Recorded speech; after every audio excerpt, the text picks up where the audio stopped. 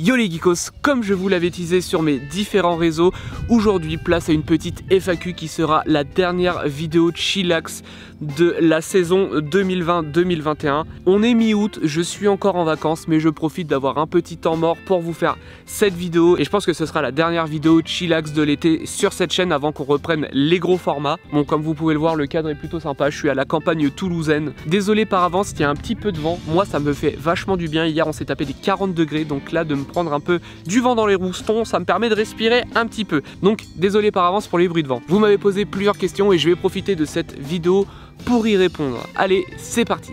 Première question, comment t'es venue l'idée de Fine & Geek? Alors si je me souviens bien, je crois que la première fois où j'ai réfléchi à un concept qui aurait pu ressembler de près ou de loin à Fine & Geek, c'était à mon voyage à Montréal. J'avais préparé un petit itinéraire pour aller visiter toutes les boutiques de comics, de figurines, etc. Et Google, plutôt que de me proposer un ordre logique d'établissement à suivre du plus près au plus loin de moi, il me proposait tout à l'arrache. Voilà, c'était un melting pot de tout ce que Montréal pouvait proposer. Et Montréal, c'est une super grande ville. Et donc je me suis rendu compte pendant mes trajets que ça aurait pu être un petit peu plus optimisé cette histoire. Et c'est à partir de là où j'ai commencé à réfléchir à ce qui est aujourd'hui Fine & Geek. Pourquoi avoir créé ce concept? Quel a été le déclic? Aujourd'hui j'ai 30 ans, je travaille depuis environ une dizaine d'années. Ce dont je me suis rendu compte, c'est que en fait je peux pas bosser pour un autre patron, c'est quelque chose que j'arrive plus à faire. Mes derniers boulots, ça s'est plutôt mal passé, dans le sens où avoir un patron, on doit subir ses sauts d'humeur, les inégalités, ou voilà, si cette personne-là a décidé de donner des vacances à quelqu'un et pas aux autres, enfin bref, vous avez compris l'idée. Si ce patron-là est, excusez-moi du mot, une tête de vous en tant que personne vous allez en subir les conséquences et c'est quelque chose que je ne voulais pas. Et aujourd'hui je pense que ça m'a permis d'analyser ce que j'aime et ce que j'aime pas dans un travail, et donc le jour où j'aurai une équipe à gérer, je pense que je referai pas les mêmes erreurs qu'on a pu faire avec moi. Comme par exemple, je vous le donne en mille, je suis quelqu'un de très tatoué, j'ai un look voilà un peu extravagant et j'en ai pas mal souffert durant mes années de travail. Après, pas dans tous les travails, j'ai travaillé dans un espace culturel Leclerc et j'ai dû faire face à une énorme discrimination auprès de mes responsables. Ils aimaient pas mon look, ils aimaient pas ma personnalité, donc du coup ça s'est très mal passé. Donc voilà d'où m'est venue l'idée de me lancer dans l'auto-entrepreneuriat. Pourquoi avoir choisi l'univers geek en particulier? C'est bien de travailler dans un univers qu'on aime, et comme je viens de vous le dire, j'étais vendeur de jeux vidéo dans un espace culturel Leclerc et moi je suis un gros gamer, donc je pensais que ça allait être quelque chose qui allait me correspondre. Mais en fin de compte, si vous faites un travail que vous aimez pas dans un domaine que vous aimez par-dessus tout, ça va clairement briser quelque chose ou ça va vous en dégoûter. Je me suis dit, pour un travail que je vais me créer, pour une aventure qui va être la mienne et celle de mon entreprise, autant pallier ma passion pour voilà, l'univers geek et compagnie à mon activité. C'est cool de se lever tous les matins et de se dire bon bah aujourd'hui qu'est-ce qu'on a à faire? Aujourd'hui on va visiter une boutique, on va visiter une collection, ou on va valider toutes les personnes qui veulent entrer sur le site pour être référencées. Enfin, mis bout à bout, c'est vraiment un taf génial et je suis super content de me lever tous les jours pour voilà, voir tous ces nouveaux acteurs qui vont m'aider à développer Fine & Geek de manière générale. Quel genre de vidéo tu rêverais de faire sur YouTube? Il y a quelque chose que j'adore faire, c'est le voyage. J'ai eu la chance de pas mal voyager dans ma vie, et ce que j'adorerais faire sur la chaîne YouTube, je pense que quand on aura un peu plus développé le concept et qu'on aura plus de monde, ce qui nous permettra de financer de plus grands projets, ce serait justement de voyager à l'international pour vous faire visiter des choses toujours dans le thème geek. Je pense par exemple à la Comic Con de San Francisco. Il y a des tas d'expositions de figurines dans le monde entier, surtout du côté des pays asiatiques, et moi j'adore la culture asiatique, donc ce serait vraiment un projet de ouf que de vous faire visiter ce genre d'événements. Mais voilà, moi j'ai une entreprise à faire tourner, j'ai des frais tous les mois. Sur YouTube on a des très bons chiffres, mais on n'est pas encore suffisant pour permettre à des professionnels de venir sponsoriser la chaîne pour nous permettre de faire de plus grandes choses. Mais voilà, j'ai aucun doute sur le fait que ça arrivera un jour ou l'autre et il vous suffit juste d'être patient. En attendant, on vous prépare des super trucs. J'aimerais également faire des vidéos avec des grands youtubeurs. Moi je suis quelqu'un qui a grandi avec YouTube. Comme je vous l'ai dit, j'ai 30 ans, je suis des années 90, donc j'ai connu les débuts du YouTube et j'ai tout de suite consommé énormément de YouTube. Aujourd'hui, pour vous donner une idée, YouTube c'est ma télé. Je regarde plus du tout les chaînes, je regarde exclusivement YouTube, de temps en temps Twitch.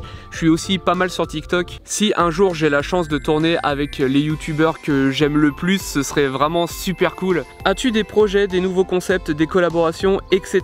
Des collaborations de prévues, il y en a quelques-unes sur la chaîne YouTube, pas encore suffisamment développées pour pouvoir vous en parler. C'est des idées, j'ai quelques contacts à gauche à droite et je commence à contacter des personnes pour savoir s'ils seraient chauds pour faire des vidéos avec moi, mais c'est pas encore suffisamment développé pour que je vous en parle, mais ça va venir. Pour ce qui est des nouveaux concepts, j'aime bien vous balancer de temps en temps soit des vidéos un peu à part où je vais vous parler, voilà, comme si vous êtes abonné à la chaîne, vous avez pu voir quand je parle des vidéos de downgrade de statut. C'est des petites vidéos que j'écris un peu de mon côté quand je sais que j'ai un gros tournage de prévu. Je prépare ce genre de petits formats. C'est des vidéos qui me demandent néanmoins quand même beaucoup de taf. Je sais que la vidéo sur les downgrades de statut, c'est un taf d'écriture, de recherche. Après, il faut tourner, il faut monter, etc. C'est une vidéo qui m'a pris, je pense, au moins une quarantaine d'heures de travail, comme le prendrait un épisode de Show Me Your Geek ou de Fine and Geek. Mais c'est juste que j'aime bien vous proposer ce petit genre de vidéo. Ça casse un peu la monotonie de faire visite de boutique, visite de collection, visite de boutique, visite de collection, voilà. Mais nouveau concept, il y en a qui me trottent dans la tête, mais étant donné que ça fait qu'un an que je suis sur YouTube, je vais pas commencer à trop m'étaler entre les critiques de films,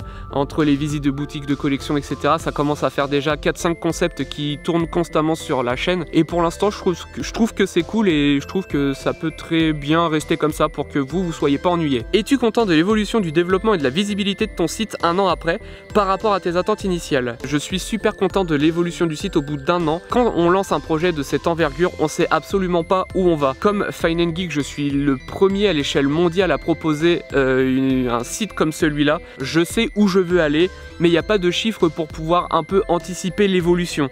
C'est-à-dire qu'on commence d'un point zéro et on peut se calquer à aucune autre entreprise pour vérifier un peu les chiffres. J'ai des actionnaires qui tous les mois analysent mes chiffres, me donnent des retours, me disent si c'est bien, si c'est pas bien, ce qu'il faudrait changer, ce qu'il faudrait faire évoluer, et avec le temps, bah, ça me permet aussi d'aller dans la bonne direction. C'est ça qui est important quand on lance ce genre d'entreprise, c'est d'être bien entouré. Je sais que la création de Fine and Geek t'a demandé pas mal d'efforts et de sacrifices, avec notamment la vente de tes pièces Marvel et surtout DC.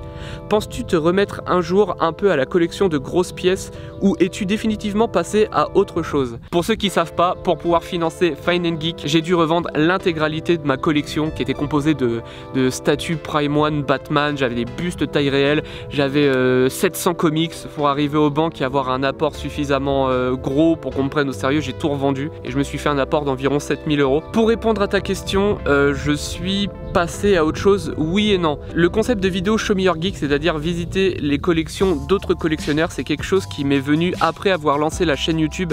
J'ai pas créé la chaîne YouTube pour vous présenter des collections, des vidéos de collection, bien que ce soit nos vidéos qui marchent le mieux. C'était à la base pour vous faire visiter des boutiques, parce que Fine and Geek référencie des boutiques. On voulait vous faire découvrir ces boutiques via le biais de la chaîne YouTube. Par la suite, voilà, j'ai commencé à développer un manque un peu de voir des belles pièces, de visiter des collections, parce que quand on est collectionneur, on rencontre d'autres collectionneurs qui nous font visiter leur collection. Et étant donné que je suis toujours actif dans le milieu mais que je collectionne plus, je continue à un peu assouvir ce besoin de voir des belles pièces avec la série de vidéos Show Me Your Geek. Ça me permet d'aller visiter des belles collections, de voir des super belles pièces. Donc du coup, est-ce que je suis passé à quelque chose d'autre?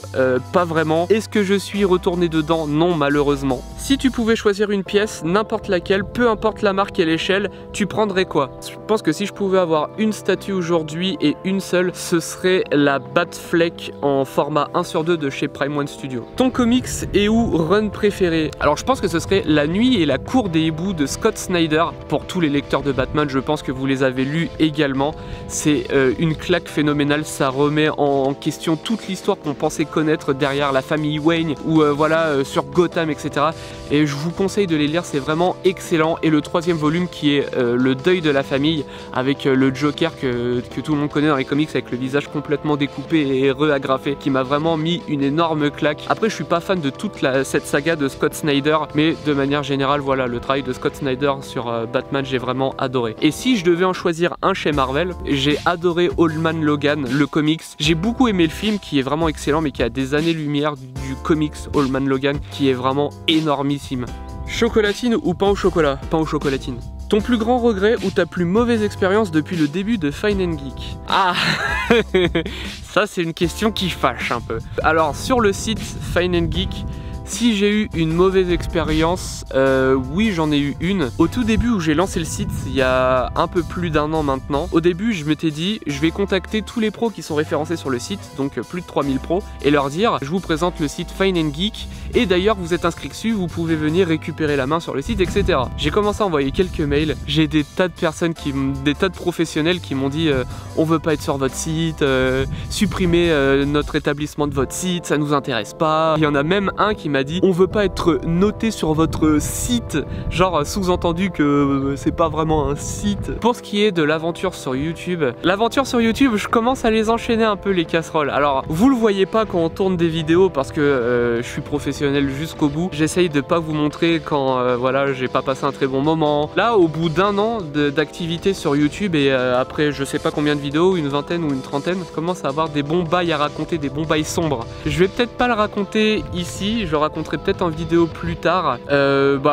Si je peux vous parler d'un tout petit truc. On n'a pas eu beaucoup d'invités sur la chaîne YouTube, on en a eu quelques-uns, dont un qui était un ami à moi avec qui ça s'est très bien passé, à qui je fais des gros bisous d'ailleurs, il se reconnaîtra. Et il y a eu un autre invité, je vais pas développer plus que ça, on s'était mis d'accord sur un échange de visibilité, on s'était mis d'accord sur le fait que c'était pour faire la promotion de Fine & Geek, que voilà j'avais besoin d'aide pour me développer, etc. Cette personne-là avait un gros réseau, j'étais content qu'il ait accepté de faire une vidéo avec moi. Aussi voilà, quand on fait du YouTube, faut pas se leurrer, c'est pas juste on est copains, c'est les bisounours, bras dessus, bras dessous et c'est la teuf. Je comptais sur le fait qu'on allait se présenter des personnes ou qu'il allait me partager un peu mon contenu pour avoir un peu plus d'abonnés. Cette personne a pris sa visibilité, elle s'est cassée, elle m'a dit elle va te faire foutre en gros, voilà. Donc j'en ferai peut-être une vidéo un de ces quatre pour parler un peu de tous les travers que j'ai eu sur les vidéos YouTube, parce que c'est pas la seule. Il y a une autre vidéo avec qui le tournage s'est pas très bien passé et je l'ai encore beaucoup en travers. Mais voilà, on en parlera peut-être plus tard. Si Pierre a 13 figues vertes et qu'il mange 2,4 kg de merguez pois chiches alors que Mercure et Vénus sont parfaitement alignés avec la platane de son jardin, combien d'écureuils libanais achèteront un SUV durant l'année fiscale? Gérard Depardieu. Meilleur film de ces 10 dernières années, c'est beaucoup trop compliqué. C'est beaucoup trop compliqué parce que je suis un putain de fan de cinéma et du coup c'est pas possible de choisir uniquement un seul film. Si je devais en choisir un qui m'a vraiment plus transcendé que les autres, Batman v Superman version Ultimate ou la Snyder Cut. On parle de films mais on pourrait également parler de séries. Une série qui m'a transcendé au plus haut point de ces 10 dernières années, c'est clairement la série Dark sur Netflix, qui est uniquement en 3 saisons mais qui va vous retourner le crâne avec voilà un jeu d'acteurs magnifique, des plans magnifiques, une histoire magnifique, une mise en scène magnifique. Courez voir la série Dark sur Netflix. Merci pour ton taf, force et courage à toi poto, et je te souhaite la visibilité et le succès que tu mérites. Eh bien merci beaucoup, ça fait très plaisir. Aujourd'hui, as-tu atteint tes premiers objectifs chiffres, abonnés, vues, etc. Qu'attends-tu précisément de la suite? Alors je pense que tu parles du coup de la chaîne YouTube. Oui, j'ai atteint mes premiers objectifs, je pense. Après, je pense que quand on débute une chaîne YouTube, on peut pas vraiment se foutre des objectifs comme on pourrait se le mettre avec une entreprise. Avec Fine & Geek, j'avais des objectifs, avec YouTube, pas vraiment. Mon seul objectif sur YouTube, ça a toujours été de proposer du contenu de qualité. Je suis quelqu'un de très minutieux, de très regardant sur la qualité et je suis quand même vachement dur avec moi-même. Ce qui est important quand on débute YouTube, c'est d'avoir un minimum une bonne qualité d'image et une bonne qualité de son. Quand j'ai débuté YouTube, j'ai pris sur mon argent personnel, c'est pas des frais d'entreprise, je l'ai pris sur mon argent personnel. J'ai acheté un très bon réflexe, j'avais acheté un Canon 850D, j'ai acheté un gimbal, voilà quand je fais les plans d'illustration de boutique ou de collection, j'utilise un gimbal, j'ai acheté un objectif grand angle, j'ai acheté des tas de cartes mémoire, j'ai acheté des batteries supplémentaires, j'ai acheté un G-Osmo Pocket, au cas où je dois filmer quelque chose rapidement, je le sors, je filme, etc. Ça a été énormément d'argent, je crois que juste avant de démarrer YouTube, j'ai dû claquer un truc genre 1500 € pour être sûr de vous proposer la meilleure qualité possible. Et aujourd'hui encore, je viens de changer complètement le matos. Maintenant je filme avec un Lumix GH5, c'est un réflexe que j'ai dû payer 1500 € et dessus il y a un objectif pour ceux qui connaissent 12-35 que j'ai acheté encore une fois dans les 800 €. Donc c'est du matos, voilà. Après il y a un micro dessus qui coûte 200 €, il y a un trépied à 100 €. Au moment où je tourne cette vidéo, on est quasiment à 1700 abonnés. Un an après, je trouve c'est très bien, je suis très content. J'en attendais pas plus de toute façon. On a certaines vidéos qui ont dépassé les 5000 voire les 10 000. Là j'ai la vidéo de la collection du Seigneur des Anneaux qui a dépassé les 10 000 vues. Je suis super content. Ça veut dire que vous êtes beaucoup à regarder mon travail et ça fait énormément plaisir parce que la vidéo Seigneur des Anneaux, c'est une vidéo qui m'a demandé énormément de travail. Ça va aller qu'en s'améliorant, on va vous proposer toujours une meilleure qualité, toujours plus de choses et là avec le matos que j'ai, je vous garantis que les vidéos vont être plus belle que jamais. Qu'attends-tu précisément de la suite? Par la suite, comme je l'expliquais juste avant, tourner des vidéos avec des personnes influentes dans le milieu geek, ça me ferait vachement plaisir, surtout des personnes que j'aime personnellement. Là, prochainement sur la chaîne, à partir de la rentrée, il y a une vidéo avec le youtubeur Virtual Devil, qui est le numéro 1 de l'unboxing de statues figurines en France, et une personne avec qui je suis devenu ami avec le temps, et ça m'a fait vachement plaisir de pouvoir tourner une vidéo avec lui, sachant que c'est quelqu'un qui est vraiment ultra actif sur YouTube, et je sais qu'il passe tout son temps à travailler sur son travail personnel et à travailler sur sa chaîne YouTube, et le reste, ce qui est normal, c'est pour sa famille. Et voilà, il a pris du temps pour qu'on tourne ensemble, ça a été super cool et la vidéo arrive et je vous garantis qu'il a une collection de tarés et que vous allez tous être ouf. Mais voilà, c'est clairement le genre de truc que j'ai envie de continuer sur la chaîne YouTube, c'est ce genre de rencontres qui me font plaisir parce que déjà j'ai rencontré un pote que j'avais jamais vu en vrai, et de deux, c'est du partage.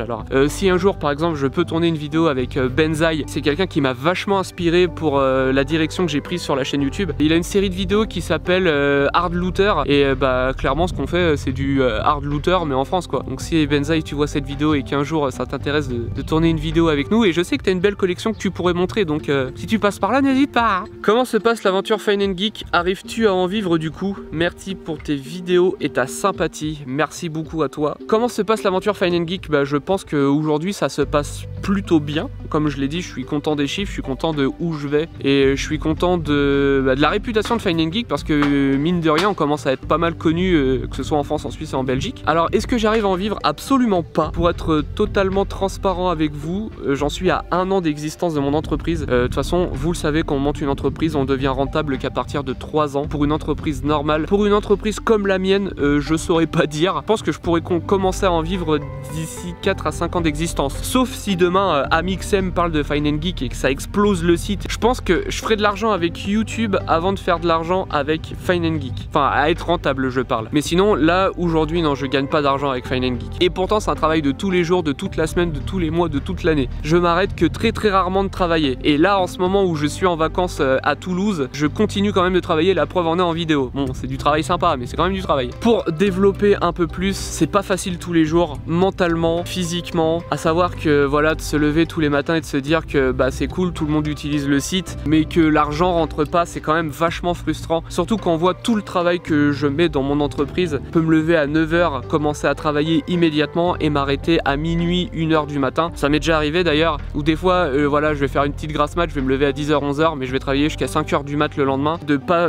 aller au restaurant parce que financièrement c'est un peu compliqué, ou de pas jouer au dernier jeu. Voilà, de voir les potes partir jouer à des jeux et moi de pas pouvoir les suivre parce que le jeu je l'ai pas et malheureusement j'ai pas les moyens de me l'acheter. Je suis content du chemin que j'ai commencé à emprunter, mais moi ce que je cherche c'est pas à être blindé, c'est de créer mon entreprise et de vivre de ce que je produis, et voilà, je suis un peu un hippie du travail, mais ça me va.